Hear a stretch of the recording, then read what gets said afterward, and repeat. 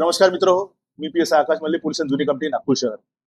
माझ्या पोलीस स्टेशनला हे अभय म्हणून हे आमचे पोलीस स्टेशनचे पोलीस हवालदार आहेत. माझ्या मोठ्या भावासारखे आहेत. आम्हाला प्रत्येक कामामध्ये ते आम्हाला मार्गदर्शन करतात. पण आज म्हणजे मागील काही दिवसापासून मला एक त्यांच्यातला सुप्त गुण समजला की ते उत्तम असे कवी आहेत आणि खूप साऱ्या कवितांचा संग्रह त्यांनी त्यांच्या लॅपटॉपमध्ये ठेवलेला आहे. तर आज अशा चर्चा करत असताना काही कवितांचा संग्रह मला दिसला. तर त्यातील एक कविता जी आमच्या पोलिसांच्या दैनंदिन आयुष्यावर आहे आणि एक एकदम उत्स्फूर्त उत्स्फूर्त म्हणजे प्रत्येकाला प्रेरणा मिळेल अशी ती कविता आहे. तर ती प्रेरणा अभयदादा तुम्हाला सॉरी ती कविता अभयदादा तुम्हाला वाचून दाखवते. तर ठीक आहे, चला. तर त्यांच्या विनंतीला मान देऊन मी स्वतः ती कविता म्हणून दाखवतो. कवितेची सुरुवात करतो.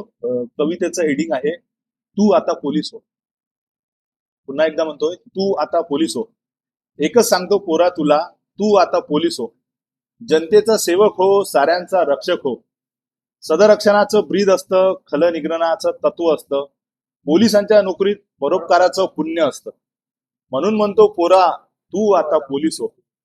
वर्दीला मान हाय, वर्दीची शान हाय, वर्दीच इमान हाय, देवाचं ध्यान हाय.